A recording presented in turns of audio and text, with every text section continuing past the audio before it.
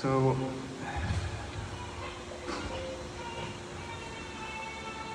I could barely get through this at his wedding a year ago. Not entirely sure why I think I'll do any better this time.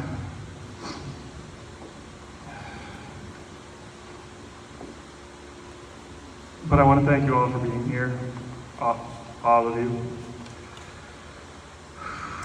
This feeling of togetherness is warm and comforting in a time that we all need it the very most. I'll forever be grateful for the vital role you all have played in what I truly believe to be the greatest story ever written. Whether you knew Coplin for 5 minutes or 5 years, you were part of making him the man that he was.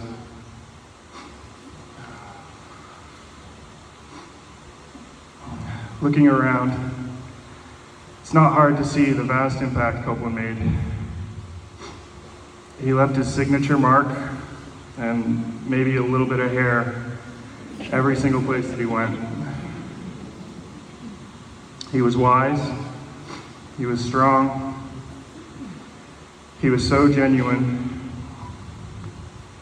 He was and always will be the unwavering force that connects every one of us.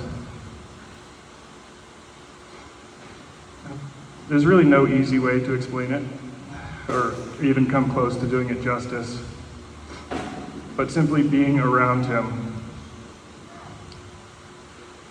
He had this way of making you just feel human, making you feel like you held a special place in this world and that you sincerely mattered. He was always and forever on your side.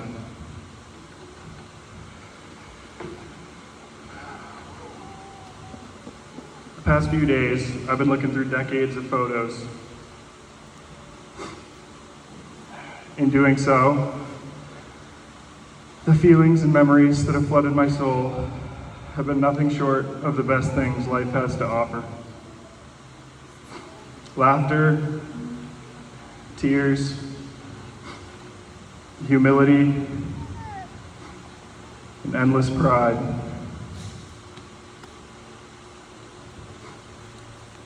From day 1 to year 18 in particular, there are very few pictures where I'm not standing right beside with my arm around him or following just one step behind. I mean, how could I not be, right? He was always everything I wanted to be, simply and unequivocally the best. What I do keep coming back to, though, is that not one time in our 30 years together did he tell me, his undeniably less cool little brother, to lay off or give him space. He always had time for me, just like I know he always made time for you all as well. He was the best teacher, always ready to lead and show me the ropes, but always giving me the space to discover and experience the nuances at my own speed and in my own way, fully knowing I had the strongest, most caring big brother to lean back on when I needed him. He didn't just do this for me either. He was this rock solid, steady, and available for everyone he knew.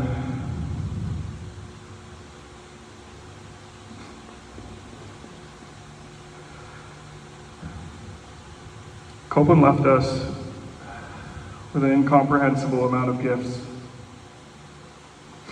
But there's one in particular I'd like to touch on. This was the opportunity he gave us to witness his unrelenting, adventurous spirit. From the whitewater to the motorcycles, to the woodworking shop, to the sparring ring, to his love for travel, to being the best uncle, to anything and everything music. The man radiated pure joy and endless passion in all the adventures life threw his way.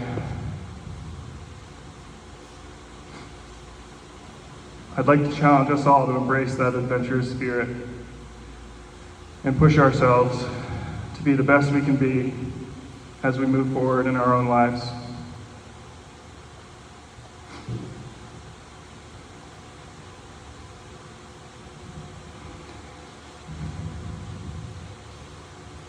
May we always love as hard and unconditionally as he did.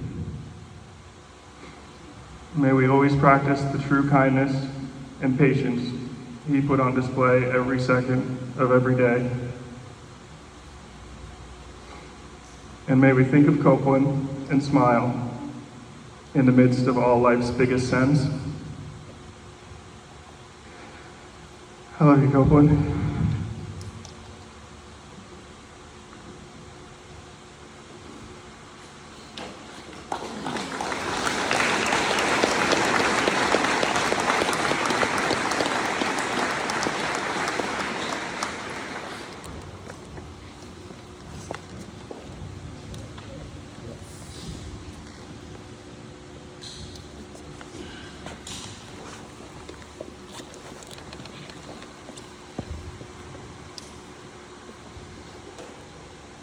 Hi, everyone. Brian and I should have, our speeches are a lot of the same. I think most people here know me, but for those of you that don't, my name is Katie. I'm Coplin's wife. I want to say thank you for being here today. You know how much he loved a gathering, and he would be so happy to see all your faces. When I was thinking about what to say today, I started thinking about listing some of his best attributes, that type of thing. But then it occurred to me that you are all likely very familiar with each one of those attributes. You are here today because you witnessed them. You witnessed his unwavering kindness, his fierce loyalty, and his devotion to adventure, to name a few. So instead, I decided I would tell you a few fun stories that sum up Coplin and who he really was. Most of these are my own, but a few were borrowed from other people that were too good not to share. If you were at my wedding, you have already heard this first one. 1 month into dating, Coplin said, "This is wildly inappropriate and probably way too early, but I love you." One time, I asked him who his hall pass was, and without stopping to think, he answered Nolan Turner. I thought maybe he didn't understand what a hall pass was, so I explained what it meant. He looked at me again and said, "Yeah, Nolan Turner." At his high school graduation, he wrote Danger as his middle name on the card that they would read in hopes that they would read it out loud as he crossed the stage. And I've been told he almost got them, but they caught it last minute. The morning of his best friend Nick's wedding, the flower girl bailed. Or there was no flower girl, I can't really remember. But Coplin was asked to step in. He did not hesitate to say yes, and he joyfully waltzed down the aisle, all 220 pounds of him, tossing petals as he went. He had a photo album on his phone that was exclusively photos of me with food on my face, and he wanted that album to be played on a slideshow at our wedding. He did not win that battle. He would regularly order 2 meals for himself at a restaurant, and then we would go to another restaurant immediately after so he could get another meal or 2. He referred to this activity as a bang bang. Anytime I asked him to do something for me, like vacuum or clean, anything, he would say, "Yeah, just toss me $5 whenever." And lastly, he had a $20 bill in his wallet at all times. That was his contribution to the pizza party he wanted for when he died. And I think that $20 bill had been in his wallet for close to 20 years, but someone might have to fact check me. And I have it here today, and it's disgusting, but I will keep it forever. And I think he's gonna be mad because I didn't use it to pay for the pizza. I tell these stories because I want you all to remember him as he would want to be remembered. Full of life, full of love, and so ridiculously smart and funny. In 5 days, Coplin and I would have celebrated 1 year of marriage. On that beautiful summer day, 1 year ago on Casco Bay, he promised me that I would never be bored while I was with him. He kept that promise until the very end. I promised him that I would always cherish his zest for life and that I would be his partner in life and in love, in joy and in sadness, and in whatever may come. I meant every word of that, and I still do. So I will leave all of you with one request for me. I would like you to make a vow to me. I want you to promise to live like Coplin. Do the things that you love. Do the things that scare you. Show up for your friends and your family and for strangers, even if it makes you an hour late to your birthday lunch. Be unapologetically yourself and enjoy every single moment of your life. Thank you all so much.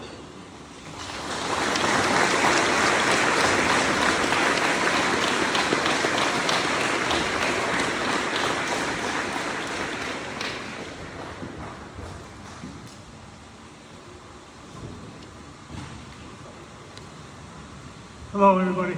Thanks for coming. I'm proud to have said that I've coached a lot of you guys that are sitting in this room right now. And I love every one of you guys. You're my kids. I told you that from the day I started and till the day I take my last breath. I mean that. I love all you guys. You're all my sons. Today, we're coming to celebrate one of our sons, Joe and Sue, Jillian and Brian, Katie.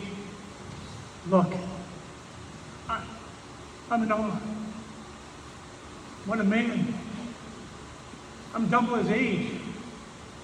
What a man he is. Just everyone loves him. Ever see Coplin when he wasn't smiling? Somebody told me, he goes, yeah, when he's hungover. Right? But every time I saw him, he was always had a smile on his face. So you know that the Ficketts raised both of their sons right. But I remember things from high school, from coaching him. There's so many coaches here today. I'm going to ask for one favor, and sorry to interrupt for a second, but all the old players, all the old coaches, when this is done, it would mean a world to me if we could get together and have a photo, team photo. So thank you if you could do that for me. But when we had football, I had so much fun. It's almost as a disease to coach. You love it. You love the kids. We were such great teams, in my opinion. And we always said, when you're done, we'll judge you as a team 10 years out. Guess what? There's not a bad one in the lot. They're all great teams. But Copey, I'll tell you, all you had to do to that guy is say, hey, Cope, you can't block that guy who's 40 pounds heavier than you. Oh, yeah? Watch this. And he'd go do it. So I wrote some stuff down, and I just can't use it. I got to talk from my heart. I have a love for the Ficketts. I love Copey. I remember one day I was out, I lost my wife, and I was out weed whacking in the back of my yard, and all of a sudden it was like, oh, cow, who's that? It was Coplin. They lived down the road from me, not too far, and there's Copey. There for me. And you know what? By looking in this room, he's here for everybody. Wasn't he? He was always here for everybody. He just loved everybody. And you talked about that zest for life, right? He had it. That guy, nothing fazed him. And he was smarter than anybody I know on that. But he just lived life. I mean, look at the turnout from the people, the whitewater rafting, all the trips like to Africa, places like that, Oslo. I mean, that was Kobe, right? How could you not just take one of those big monster hugs like he gave me in the backyard that day? So we used to have, our head coach was Harry McCluskey. Harry could be kind of difficult to deal with at times, but Kobe showed up all summer long, work in the heat, run, lift. He was a leader. He led our football team. The kids that he graduated with, or the year after, guys, we were the Wolf Pack. Do you remember the Wolf Pack? The Wolf Pack needs a leader, right? Kobe was that leader. As far as I'm concerned, we had a lot of great players. But Kobe stepped up, and he just wanted, in the worst way, to win, to do his best. And that's what we need to remember about Coplin, right? He made me a better man as a coach. He always had everyone's back. And I say this from day one. When you play football, it's a brotherhood. All right? Harry used to say, there's two types of people, Jan. One was the people that played football and the rest. So our brotherhood is hurting today. I have a hole in my soul from losing Kobe.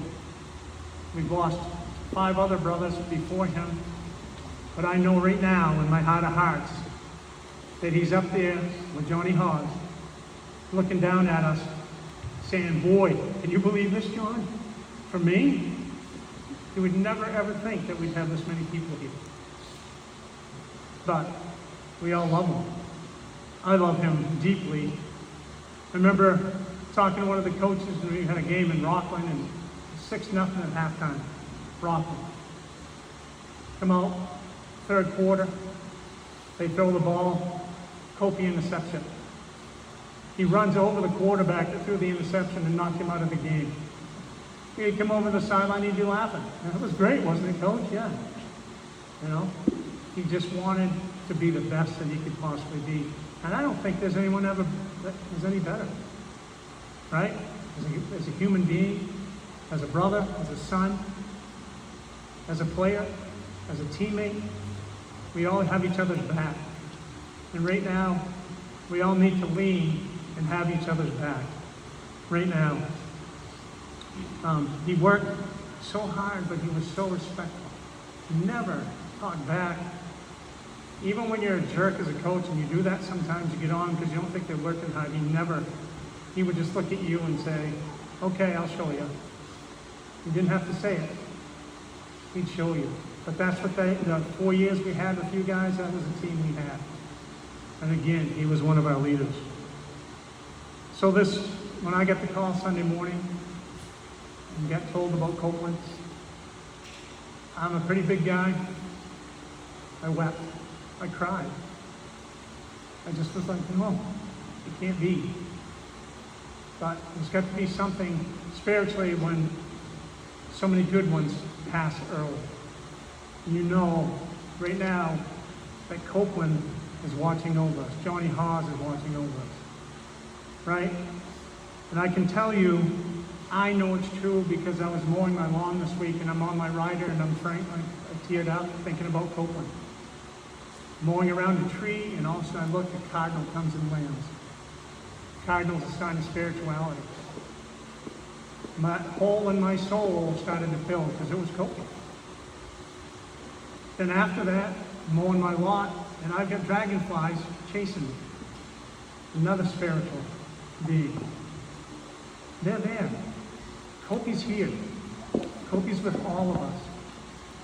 And you know what? I love him. I love all you guys. If you were friends of Coplin, you're a friend of mine. All right? And I hope Kobe, and I know I'm going to see Johnny and Kobe and everybody else again someday. And what a great day that's going to be. Right? I'm going to give him the biggest coach monster hug he could ever have. So I know, again, he's with us. You guys can feel him. He's here. That hole is filling in for me. Every time I think of Kobe, I smile now. We all need to smile. And ladies, before I close, I want to say, stay away from that picture. I noticed you all were hanging around the picture with all them guys with their butts hanging out. So, anyway. All right, there's one last thing I read this week, and I just thought of him. Life is not about being rich, being popular, being highly educated, or being perfect. It's about being real, being humble, and being kind. Let's all live life like Kobe would want and take a page from his book and live by those last three. Right? Coplin, rest in peace, my brother. You're loved.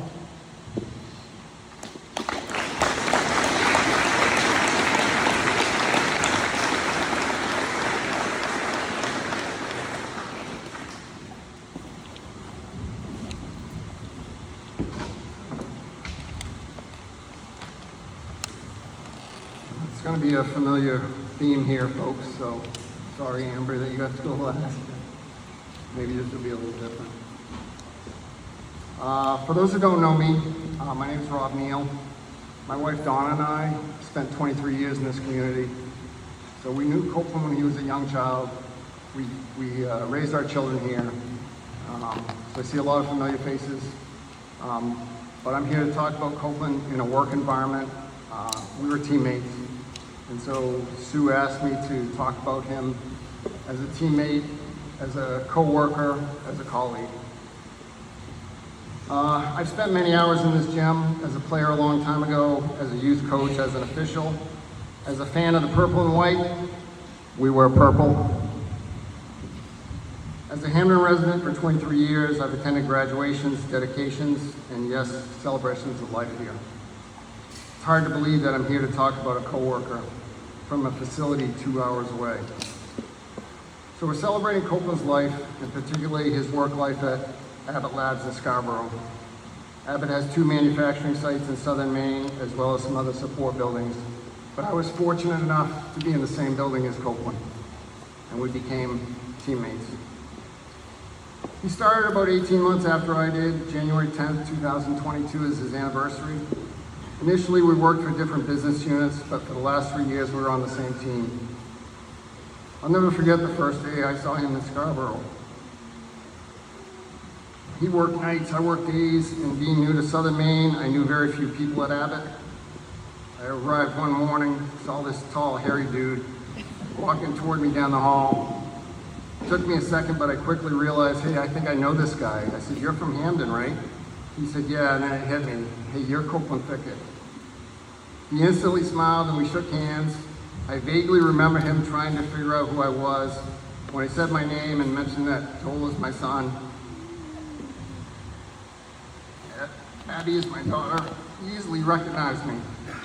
Maybe it was my lack of hair and his abundance, but it was clear we knew each other from our days here. Coplin started as a line quality engineer, but within a year or so was promoted to a line supervisor. His intelligence, calmness, his ability to work with people, and his leadership skills made him an easy choice to be a leader on his team, despite his tender age. I couldn't have been happier for him, and I was excited to work with him more closely. With any big company, especially ones that have several shifts, conflicts can arise.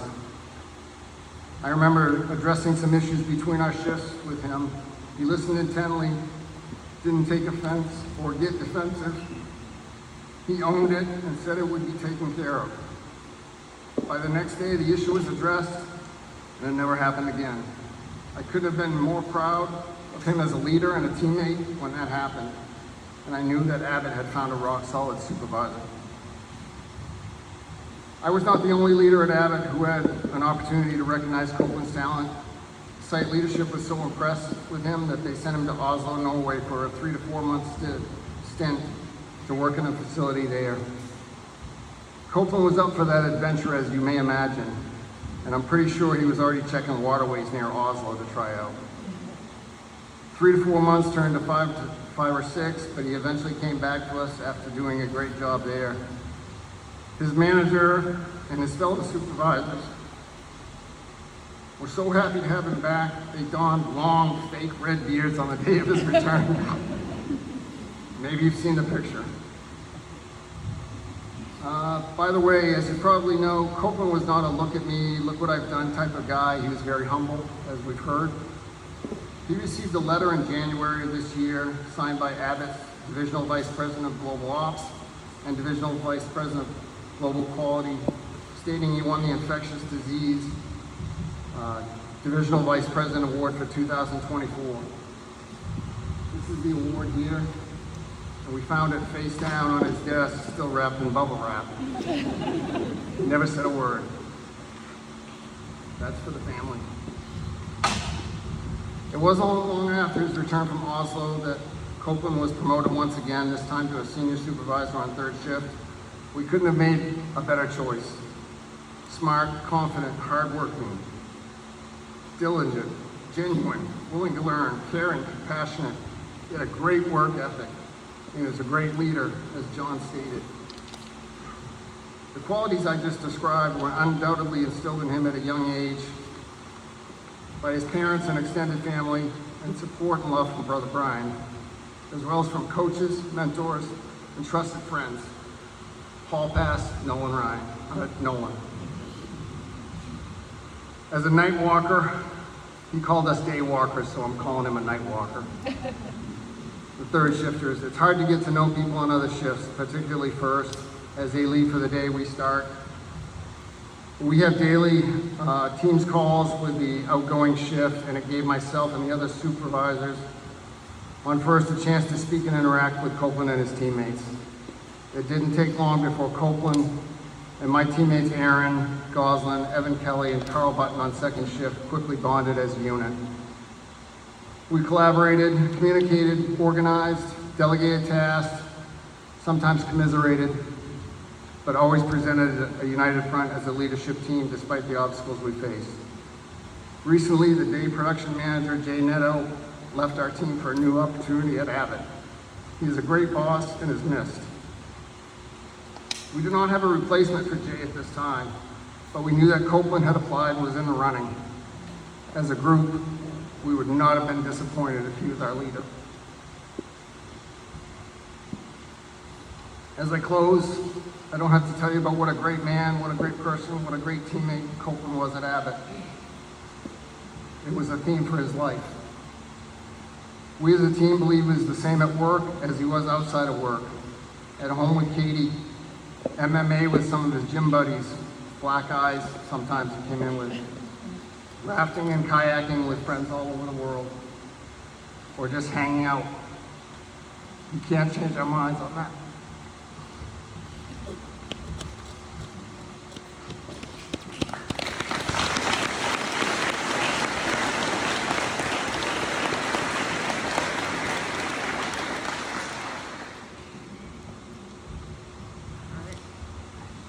Hi, everyone.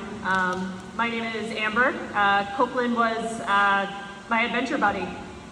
We learned how to whitewater kayak together, and I'm speaking here kind of on behalf of his extended river family, most of whom are here today. And I knew I had to speak today and try to find a way to be brief about it, because if Coplin was here, he'd have already pulled me aside and asked if I wanted to get a kayak lap in before dark. So finding a way to stuff 5 years of friendship into 5 minutes feels appropriate, like I'm trying to keep up with Coplin one more time. So what I have to say isn't really about me or my grief or about the River family gathered here, because I know we'll all carry our memories of Coplin with us for the rest of our lives. This is just a reflection on who he was and the way he moved through the world and what it felt like to know him and to witness the way that he lived. Because knowing Coplin wasn't just about shared moments, it was about being quietly changed by them. Coplin didn't take up space in the way that most people do, not with ego, not with noise, not with the need to be known, and yet when he was around, everyone felt it. He had a way of moving through life that made you stop and pay attention, not because he demanded it, but just because he was steady, brilliant, built for some rare combination of stillness and intensity that made you want to sit up a little straighter and listen a little harder. I'd like to take a minute to acknowledge his red Jackson kayak over there in the corner. I've spent about the same amount of time with this inanimate object as I did with Coplin. I asked Katie to bring it today because who doesn't want to rig a kayak onto your car on a day like today? But really, it's a vessel that fit him the way that armor fits a knight who's been wearing it for years, molded by use, by trust, by miles of river. He was skilled enough to probably paddle anything, but he stayed loyal to that boat, and that's just kind of the bond he formed with the things and the people that he loved. And I will say the florist was very confused when I asked for flowers to fit in the cockpit of a boat, but they did a really nice job. Coplin was resourceful to the point of absurdity. The trunk on his trusty red van, fixed with wood screws and a bungee strap. Me crying over the bumper falling off of my car, also wood screws. Maybe that was a theme. Dumps everyone out of his raft and loses the boat to a long surf in Ripogenis Gorge. Obviously scaled a cliff and run down the road to find his guests.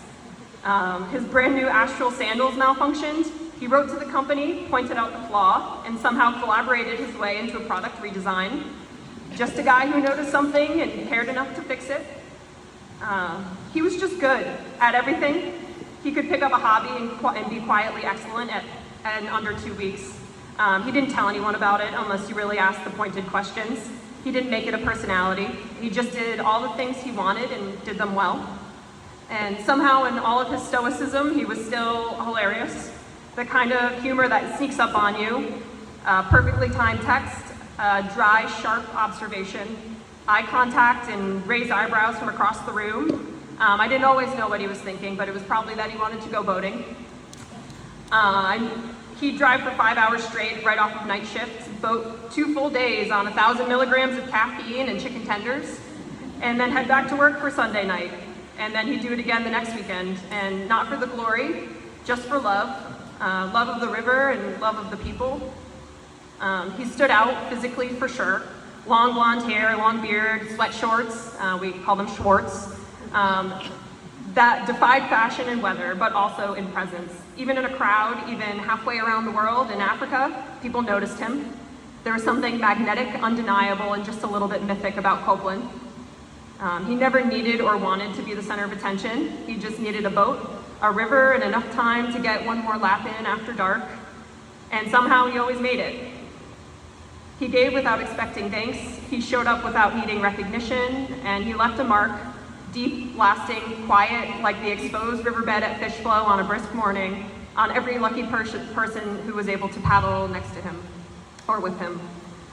There's a deep pain in my soul knowing that he is no longer with us, but as others have said as well, it's not emptiness because he's here, in the crackle of thunder, in the surf that holds just right, in the fireflies blinking over the river, in the way a boat slices cleanly through the water, in every cable line through the crib works, and every small act of care that no one sees. In the family and friends that remember him. Coplin was the kind of person you don't get twice in a lifetime. He was a builder, a boater, a listener, a problem solver, a roast master, a river rat, and above all, a friend. He showed us how to live with focus and with grace, and with an absurdly high tolerance for caffeine and chaos. And with that, I'd just like to take a moment to read a poem that I always come back to in my life. It's by Mary Oliver. It's called Thirst. Another morning, and I wake with thirst for the goodness I do not have. I walk out to the pond, and all the way, God has given us such beautiful lessons. Oh Lord, I was never a quick scholar, but sulked and hunched over my books past the hour and the bell. Grant me, in your mercy, a little more time. Love for the earth and love for you are having such a long conversation in my heart. Who knows what will finally happen or where I will be sent, yet already I have given a great many things away, expecting to be told to pack nothing, except the prayers with which, with this thirst, I am slowly learning. And love you, Coplin, and thank you, guys.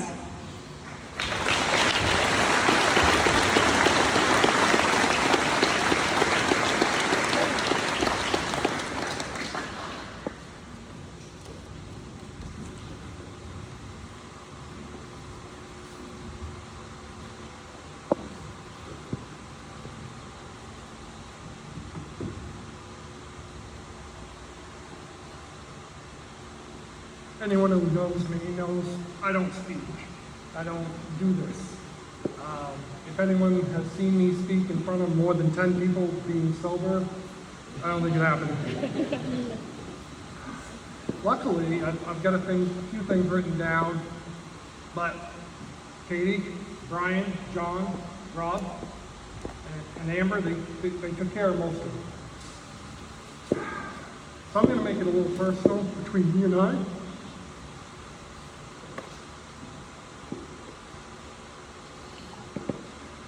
Just so many things have been shared this week about Coplin. I knew they were true. It's been so nice to hear them. I thank everybody for reaching out. Everybody here today. The line coming through, it was unbelievable.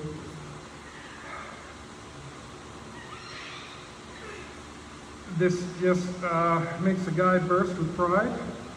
I have 2 sons who have become outstanding young men, which is a known fact to everybody here.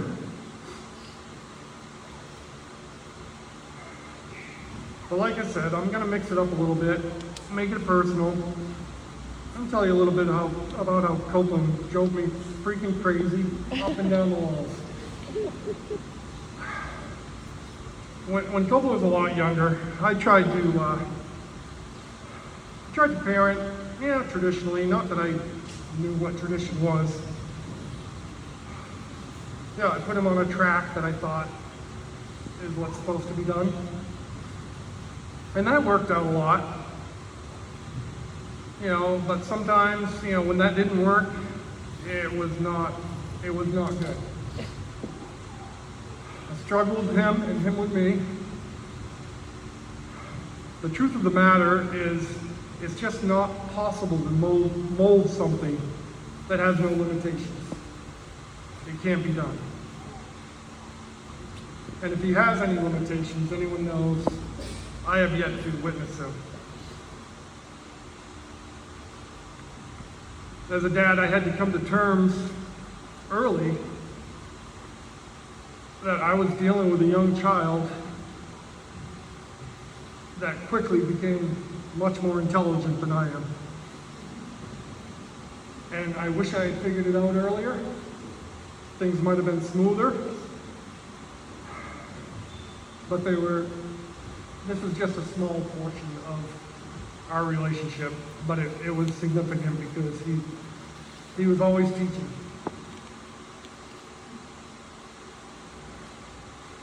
There were too many times that we butted heads, and each of us both thought we were right, wouldn't give in until later. Damn, Brian would get pissed at me at times, because it was damn sure Coplin wasn't in the wrong. It just wasn't going to happen. Coplin would listen to me, mostly patronizing, often mocking. Not that he would outwardly mock, but I just knew he knew what was going on and just let me ramble.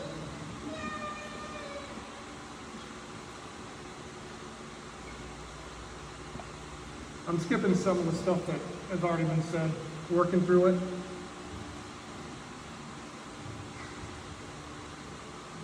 Coplin knows I had the best of intentions. I just needed to realize that he was all set. He can figure anything out. He always felt it's much better to show and not tell when things are good, when things are troubling. If I got started telling you about all of these times he showed me how things were supposed to work, the hook is pretty short here. I gotta move this along.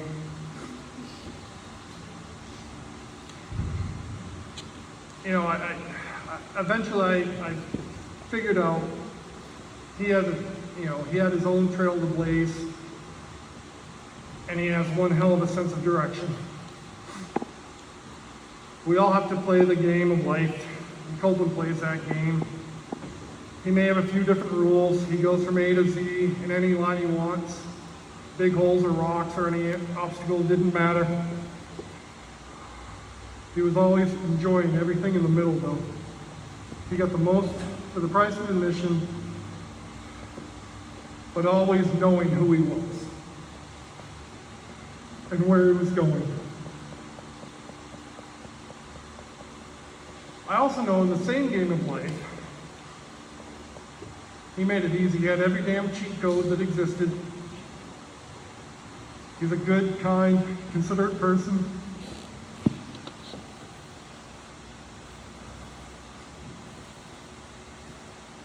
Coplin loved and squeezed every inch, every drop of life that was in reach.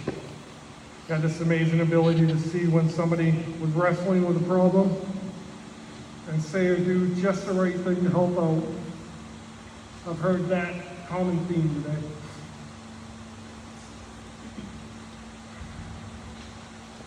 I think we all need to remember how lucky we are to have had experience with Coplin. We all need to grieve for the people that love him.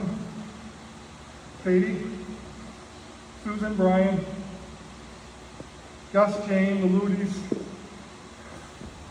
and the rest of our combined families, because we have a big family in this community and a lot of different places. Grieving is what needs to be done. It'll help us start to heal.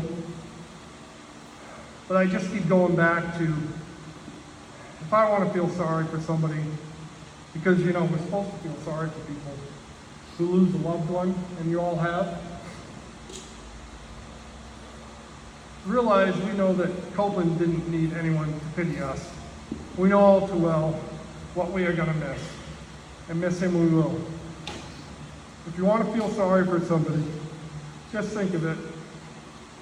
I think I'll say my condolences for the multitudes of people that had yet to meet Coplin Fickett. That's who I feel sorry for.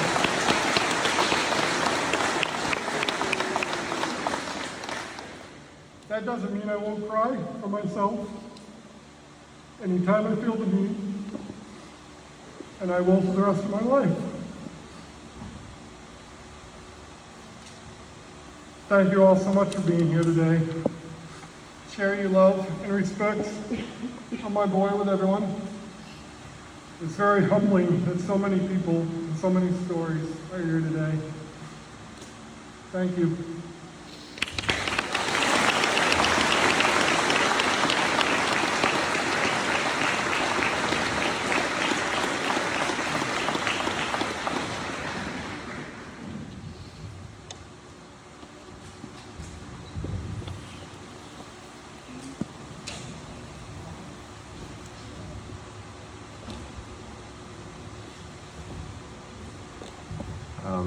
My name is Peter, and I'm going to play us a little music on the way out, but just feel free to begin mingling with everybody. I'm not sure what I'm going to play, but I'll make it.